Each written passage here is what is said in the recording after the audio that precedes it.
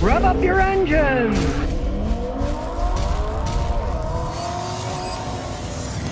Okay, today here's an interesting deal. It is a 2011 3500 Silverado with the diesel engine. Man just bought it with 431,000 miles. What's the story with this diesel truck? Should you buy one? Should you not buy one? Now, he's doing hotshot stuff with this. Before, he had a Ford with the 6-liter, and he got 300,000 miles and the engine went out, okay? This thing's got 431, still got the original engine and everything in it. I'm not a Silverado fan of the 1500s. 3500 HDs are work trucks. It's a completely different story. It's a Duramax 6.6 liter diesel with an Allison transmission. Now this has a real Allison automatic transmission, unlike the new ones that they call Allison branded. They cut a deal with Allison. GM used to own Allison. Allison bought it back, and part of the deal was GM could make transmissions and call them Allison branded. Well, this is an actual Allison transmission, which is a much better unit. Now you might think 400-something thousand miles. These things can last quite some time. And according to the paperwork, it's still got the original engine and transmission. Now, if you put 431,000 miles on a vehicle in 12 years, you know most of it's highway driving. And as I always tell people, highway driving is equivalent to about 10-15% of city driving.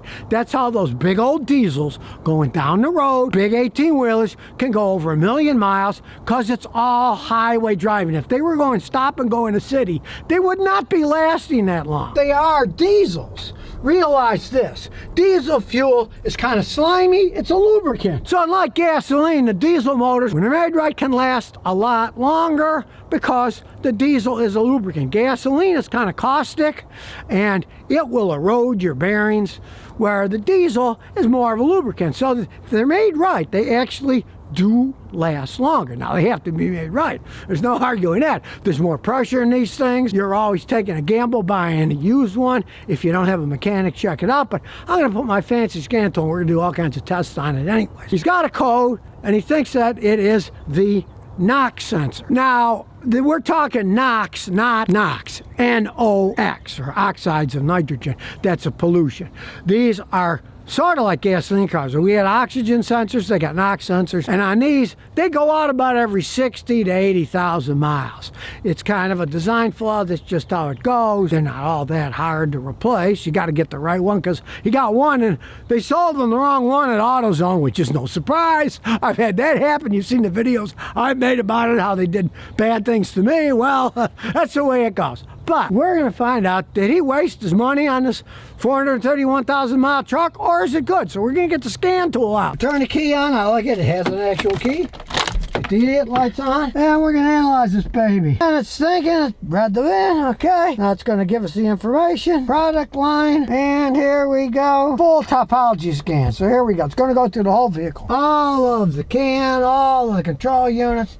And while we're waiting, hey, kind of looks like my wife's Lexus. Back seats are folded up, starting to put a bunch of junk in it. A lot of room in the back of the big bed. It's done. It's got 7 trouble codes. So let's start out with the one we care about, which is the ECM that has to do with the running of the vehicle. So we'll see what the trouble codes are, and here they come. It's saying the brake switch circuit has a problem, probably in the wiring. The brake lights work though. And the control module off timer performance. Now this code here means that the ECM does not know how long the engine has been turned off. It's got a timer performance, and unfortunately, to fix that, you're going to have to replace the PCM. That costs a fortune. But as long as it starts up when it's cold, you don't care. See, the thing is, if it's really screwed up and it doesn't know that the engine's been turned off for a really long time, it'll be harder to start in cold weather. Now, as we can see here, starts right up, so really, it's working okay. This diesel does have glow plugs. They glow to warm it up when the engine's cold. It's working okay, so that's something that I'd live with. I'm not going to replace the computer for something like that as long as it runs okay. That goes, we'll erase those codes. And so far, let's didn't come back, so we'll check the next code. Trailer brake control module. That probably has to do with the brake light that had a problem before. Let's see. System disabled, information stored, invalid serial data. So it's getting back data to this brake control stuff. These systems, as they age, they often will fail, and you're not going to get the control for when you put a big trailer on the back. Well, it doesn't have a trailer hooked up now. When he hooks up a trailer, if it has problems, that he would have to have that system looked into. It could get very expensive. That's the problem with this high-tech stuff. Great to have trailer brake control, but when the brakes start, you don't have money. Now, this won't affect the driving of the truck one iota until you put a trailer on it. Vehicles, we don't know the history of this thing with 431,000 miles. We'll erase it all and see what happens after a road test. The next system is the glow plug control module. It is starting fine, but we'll see what the trouble code is. And it has a bunch of codes for the EGR flow is insufficient. And again, though, the brake light switch circuit, okay? Well, luckily for this owner, he's in Tennessee. They don't do emissions testings on these things. If it runs okay, he's not really going to have to worry about it. But on the other hand, if you live in an area where they do emissions testing, buying a used thing like this can be an endless money pit. You could spend a fortune. I saw people in Texas buy them when I was working there. Hey, let me tell you, they could spend thousands and thousands and thousands, and still the stupid systems weren't right, and they have to be right to pass the emissions to get your sticker. Here in Tennessee, they don't do that. But do check your local laws, because I found out that even in Rhode Island, if it was a heavy-duty diesel, it didn't have to take these emissions testing, so a lot of guys were buying heavy-duty diesels just so they don't have to deal with that crap. Press the codes, and we got one more set of codes here, which is the instrument panel cluster. Lost communication with BCM. A lot of times you lose communication with these old things. It could be a real old historical one. Who knows? A low battery, so we're going to erase that too. And we'll go back. It still got that because it lost communication. It's a permanent code. You'd have to drive to clear that. But what we want to do is check what shape it's in. So we're going to go to the engine control module, start her up, and start looking at some live data. That's going to tell us a lot about this old thing. So airflow sensors work. The ambient air temperature is right. It's -1 Celsius because it's cold out today. It's below freezing, but just a little. This data looks good. As you can see here, the fuel consumption rate at idle is 1.65, 1.7 liters an hour.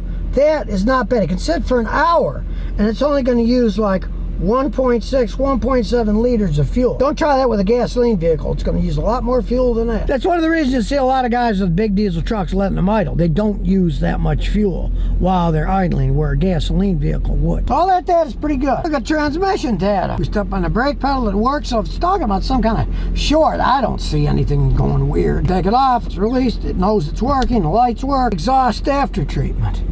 Well, look at that data. Now, he thought he had a problem with it, but there's no codes here, and there's no problems in this data either. So all those sensors are working now. We're not going to change one because they're working. Realized he bought it used. Who know what the history of the stuff was? Maybe they didn't have enough fluid. They're self-cleaning. Maybe it cleaned itself, but they're both working now. There's one on the front of the engine, and there's one on the back after the catalytic system. And they're both working perfectly fine now. Comes a crucial test, the road test. Back this baby up. It's old, so there's no backup camera. We have to actually look high up in the air, but for a vehicle that's got 431,000 miles on it, Sir Idle's good. Let's see how it goes down the road. It's shifting like a dream. The airbag system isn't working. It's got some kind of a short in it. Use your seat belts. They work perfectly fine, as long as you use them. As I listen around, I don't even hear worn bearings. These things are pretty well made, hey, you know? I don't hear wheel bearings roaring, and they all got 431,000 miles on them. Got the brakes, it's a heavy vehicle, got heavy duty brakes, the ABS works, stops perfectly fine. Now we'll take it to our little drag strip. Now here we go. We come to a stop, and here we go. Shifting really smooth. You can barely feel those shifts. And it gets going. Now that's the thing about those Allison transmissions, the real ones. They are super well built. This is still the original one. And you can barely feel it shift when it's shifting gears. And now let's say we're going to pass somebody. We're going 55, we'll floor it. It downshifted very smoothly. Then when you let go, it upshifts very smoothly. Amazing with 431,000 miles on it. Truthfully, if somebody had blindfolded me and I didn't know the mileage of the car and I was riding in it, somebody else was driving it, and it was shifting this smooth and running this good, there's no way I would think it has 431,000 miles. But then again, it is highway miles. Not stop and go city, highway miles. That's what these things are made for. Towing things long distances. And I do have to say, even though I'm not a GM fan, hey, This thing rides pretty smooth for a big old truck, right? Now, granted, it's a 3500. It's not a 1500 Silverado. I would never buy a Silverado 1500, right?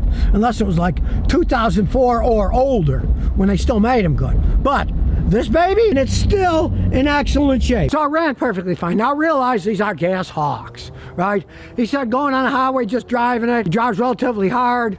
He gets 15 if he puts it on cruise control. He might get a couple miles more. In town, he gets about 11 miles a gallon. Towing, you're going to get less, but realize this. If you're going to tow heavy vehicles like he will, doing hotshot delivery, yeah, it's going to get worse gas mileage, but it's going to get 2 to 3.5 times better gas mileage than a V8 gasoline engine will. So do I think the guy paid 12 grand for this thing, and of course, taking a gamble buying anything with 431,000 miles, but I've had people buy new versions of these, loaded for tools, for businesses, and paid well over $100,000. So, for what he paid, as good as this thing is running, he got a decent deal. You can always replace engines, transmissions with these older ones because they're eminently rebuildable when they wear out. Unlike the newer ones, some of the fancy 10-speed automatics they have, nobody knows how to rebuild those things. But these 6-speeds, they know how to rebuild them. But this thing hasn't been touched, and it's got 431, and you saw how smooth it shifted. You could barely even feel it changing gears. So, made in Flint, Michigan, it is a 3500, it's not a 1500. I gotta say, you got a good deal on this, and he's gonna be hot-shotting away with it. So if you never want to miss another one of my new car repair videos, remember to ring that bell.